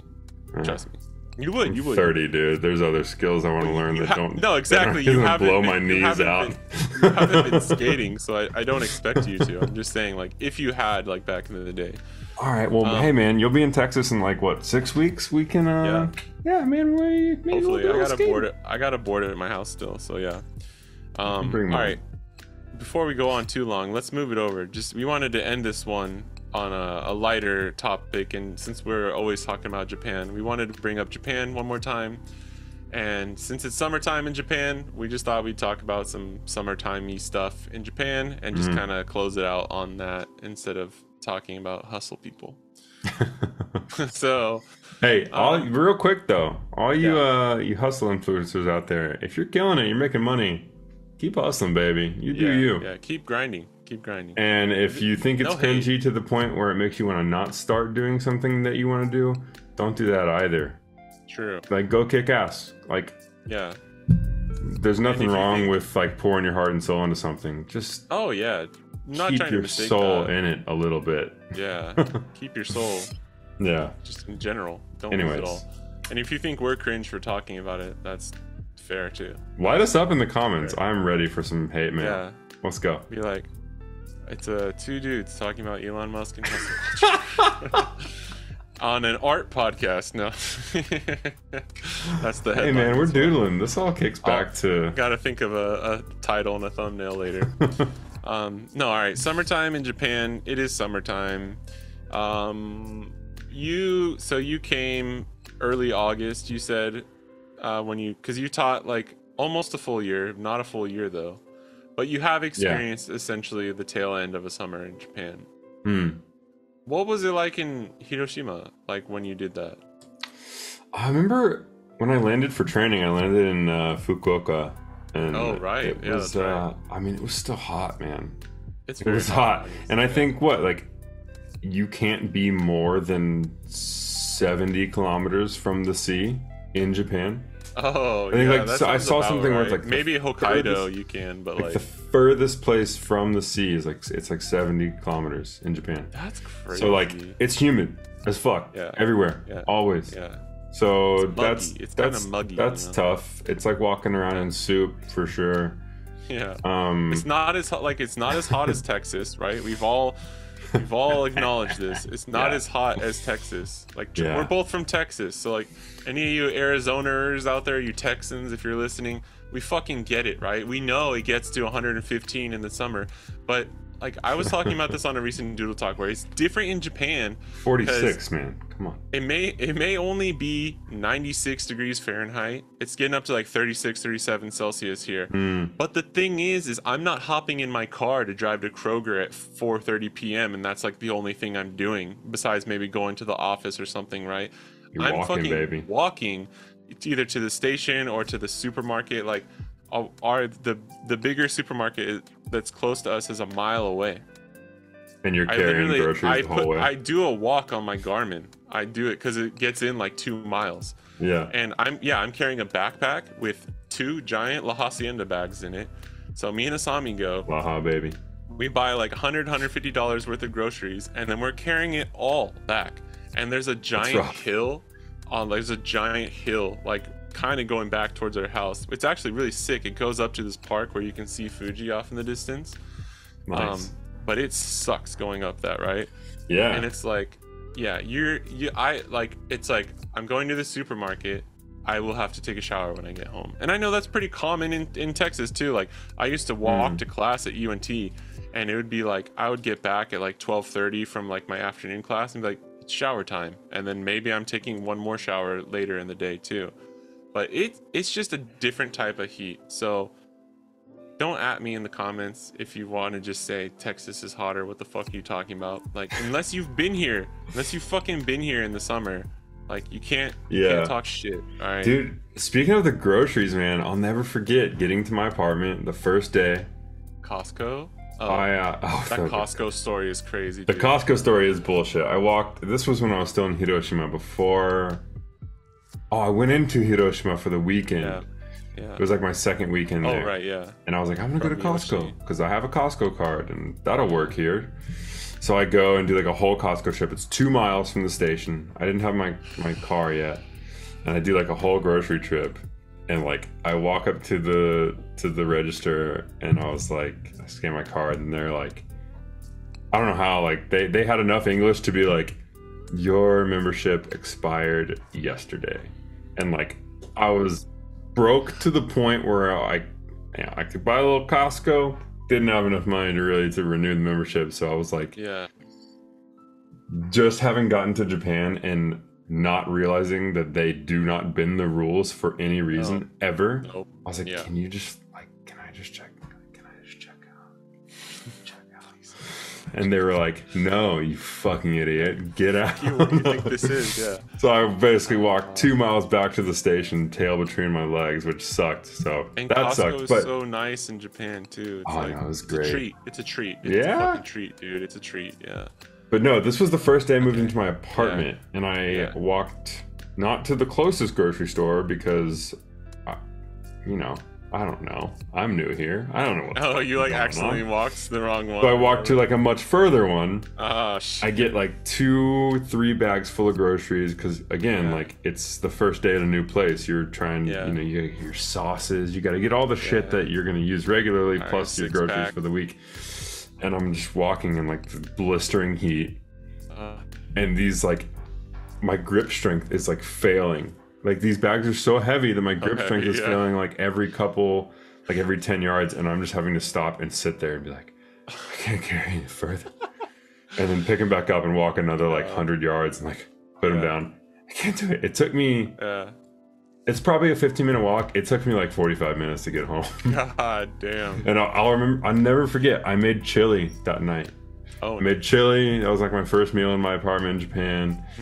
So I've been craving it. And I didn't give a fuck about my grip strength anymore. I was just like, I'm in Japan, baby. I know, that's so awesome when you first, dude. Yeah, that's so. Yeah, I had rivers. I had a river and mountains right outside my back door.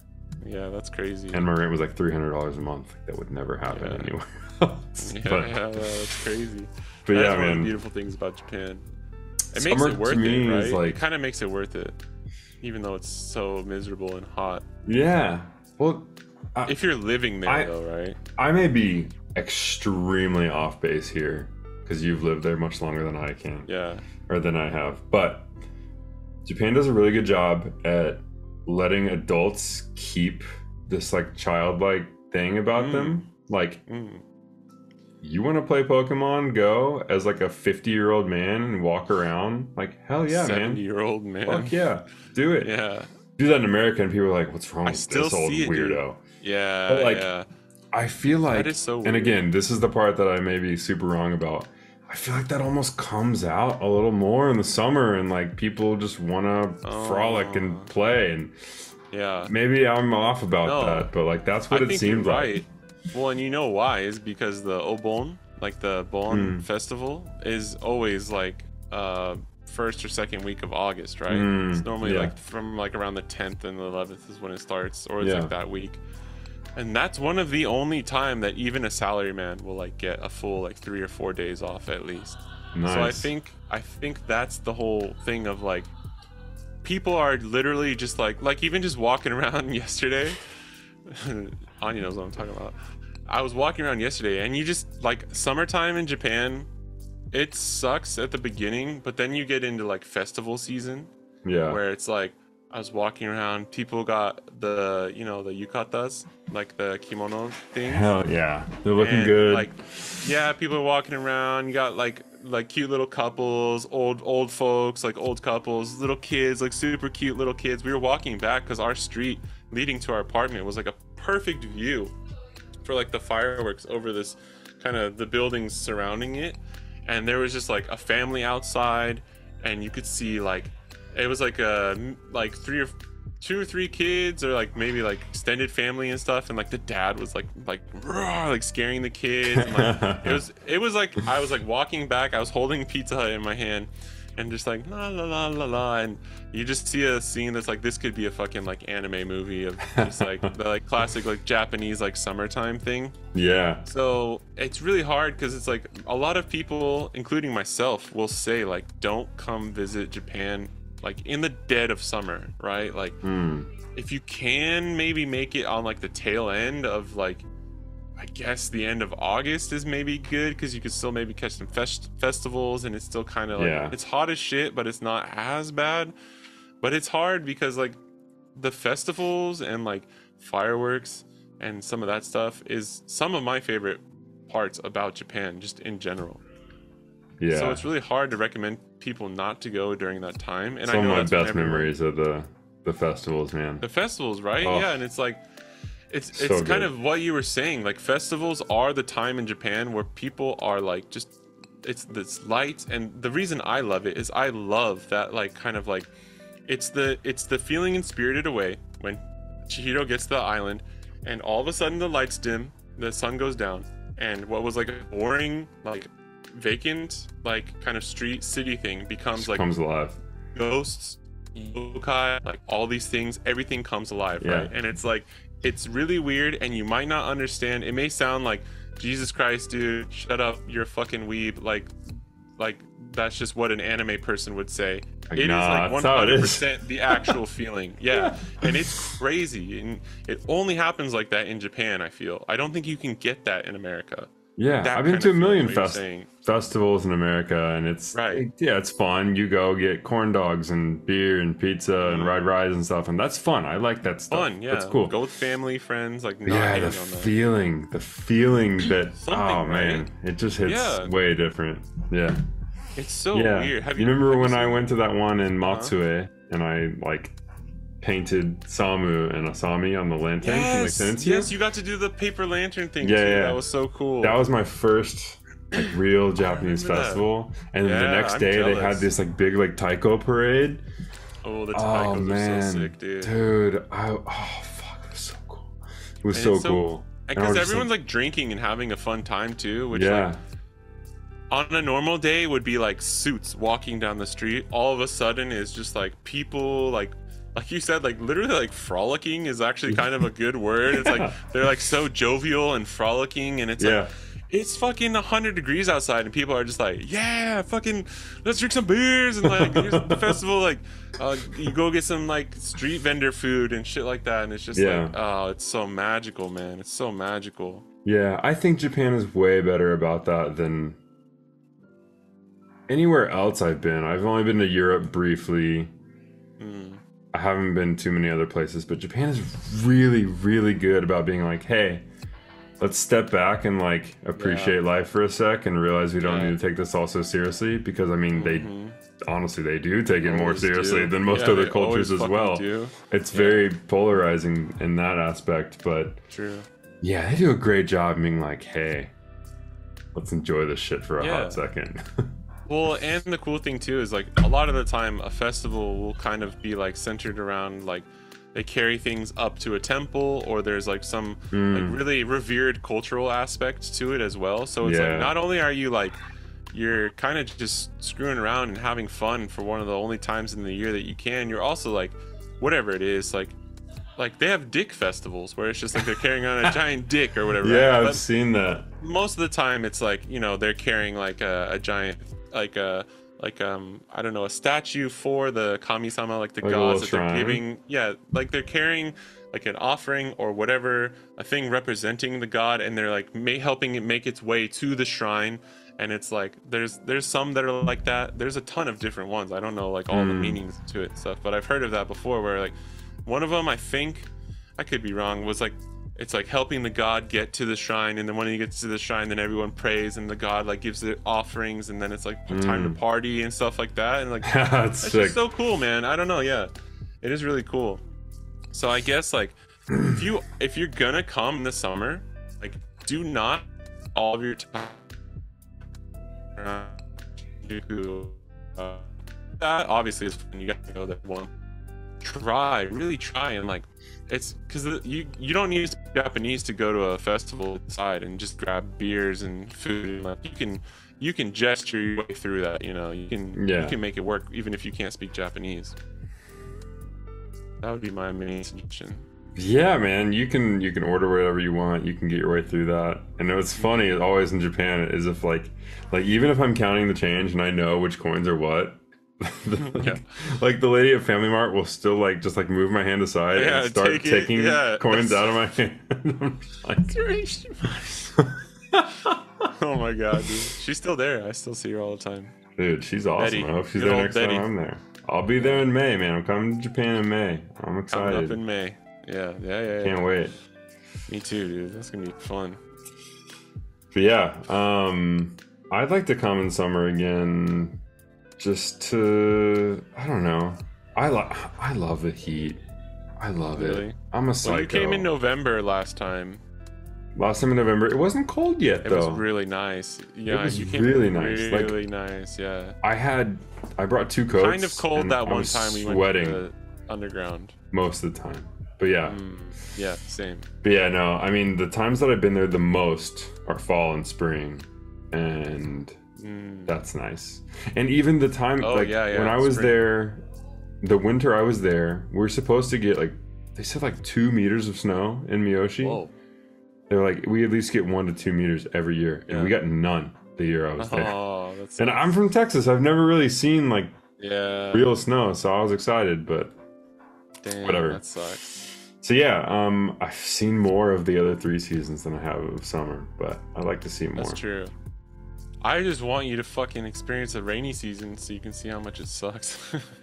You need to complete when umbrellas are just from the humidity or what? Because when umbrellas are for sale at every kombini for like $4. Umbrellas don't keep you dry. You're still getting soaked from like your bottom of your knees down. All right. If you gotta walk around, I'll take your word, brother. Trust me. You get some nice shoes that are like water resistant, but it's like an umbrella only does because it's like think of like a monsoon. Yeah. Think of like tropical. Just the sentence "umbrellas don't keep you dry" is funny. No, cars don't go. They don't keep you completely dry, right? Yeah. It's just annoying because it's like you're literally like, it's either gonna be raining off and on the entire day. It might rain for like 12 hours. It might not rain at all. It might be super hot, and then all of a sudden it's gonna be like 10 degrees cooler and just raining super hard, kind of crazy storm weather. Like it's just kind of it's I just wish I wanted you to experience it just so you could too. I'll have at least a part-time house there in the next decade. So No, you'll come back and do ALT teaching again. It's okay. Yeah, You'll take the pay cut. that I certainly the fuck won't. Absolutely not. Oh my god, Yeah. I can't imagine having to like work for Interac again and be like, yes, whatever you say. Yeah. Yeah. I'd be like, no. I don't I'm have not doing have the honeymoon phase of Japan anymore to like get me through it. You know what I mean? that. Yeah. I think I would have it again if I came again. Right. Even if yeah. I came through Interac, but I wouldn't. Sure. Yeah, it would still feel fun, but yeah, it'd be kind of dumb. All right. Well, anything else to add for like Japan or summertime or anything else you wanted to mention? Any other stories or anything? Nah, man, I'm just excited to be back there in May, baby. yeah, me too. And I hope that. Well, and you get to see, because you've never been to Tochigi before, right? What's Oh, up? we went to Nikko. That's right. Yeah, I went to Nishinasuno. I went to Tochigi. Yeah, that's right. But no, we went to Utsunomiya. We got the badass Yeah. gyoza in the underground under the building. Ooh. I think I'm gonna do Hokkaido on this next trip Oh. because I'm gonna try and come for about a month. And your wedding and all that stuff is gonna be a week and a half, Yeah. probably. Oh yeah. So I mean, yeah. I'm gonna try and go up to Hokkaido. Not even. Maybe- Hokkaido in May. I feel like it's gotta be really nice in the spring. Yeah, I think that's See, actually really. so- I think it's still pretty cold, but I think that's a nice time to go. I'm cool with cold. I'm Yeah. fine with that. It won't be that cold.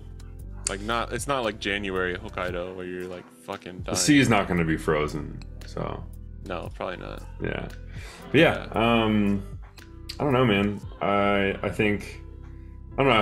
I hope some of this was kind of useful for your listeners. I mean, this podcast is mostly around animation and art, which we touched on, but Yeah, a lot it's of okay. This a lot was of just a fun artists and animators also have to be entrepreneurs by default. So I don't know. one. True, Hopefully and this- they all want to go to Japan, so I think talking about Japan in any kind of way. Yeah. Yeah, I do think we should do a podcast that's just like, here's the things that are terrible about Japan. Yeah, we could. I remember that is what we were talking about.